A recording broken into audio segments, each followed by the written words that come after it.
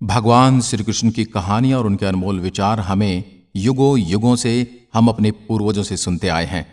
श्री कृष्ण का हर एक विचार अनमोल है। उनके कहे विचारों को अगर हम अपने जीवन में उतारेंगे तो हमारे जीवन में कभी भी दुख और अशांति नहीं आएगी। हम हमेशा खुशी से जीवन जी सकेंगे।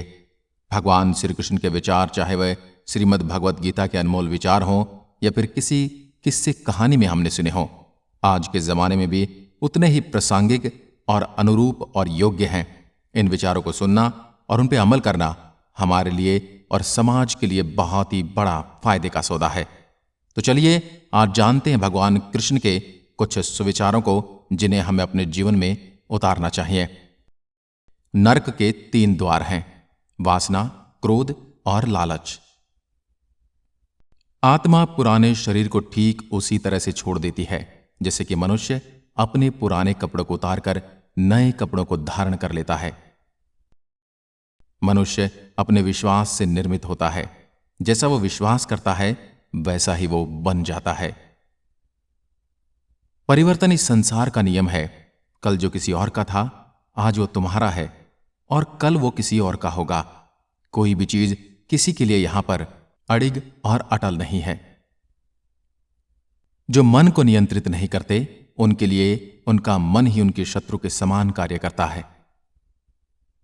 आत्मा न तो जन्म लेती है, न कभी मरती है और न ही कभी इसे जलाया जा सकता है, न इसे पानी गीला कर सकता है और न ही आत्मा को कोई चोट पहुंचा सकता है। आत्मा अमर है और अविनाशी है। केवल मन ही किसी का मित्र और शत्रु होता है। अत्यधिक क्रोध से भ्रम पैदा होता है। भ्रम से बुद्धि नष्ट होती है और जब बुद्धि नष्ट होती है तब तर्क ही नष्ट हो जाता है। जब तर्क नष्ट होता है तब व्यक्ति का पूरी तरह से पतन हो जाता है। यदि आप अपना लक्ष्य पाने में सफल नहीं होते तो अपनी रणनीति बदलो, लक्ष्य नहीं। निर्माण केवल मौजूदा चीजों का प्रक्षेपण है। अपने अनिवार्य कार्य करो, क्योंकि वास्तव में कार्य करना निष्क्रियता से बेहतर है। तुम उसके लिए शोक करते हो जो शोक करने के योग्य ही नहीं होते और फिर भी ज्ञान की बातें करते हो।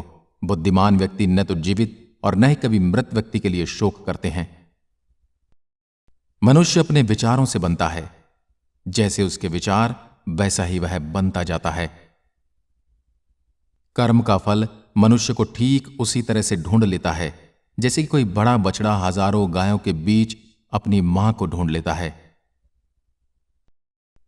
मन की गतिविधियां, होश, श्वास और भावनाओं के मध्य से भगवान की शक्ति सदा तुम्हारे साथ है और भगवान लगातार तुम्हें बस एक साधना की तरह प्रयोग कर सके सभी कार्य कर रही हैं।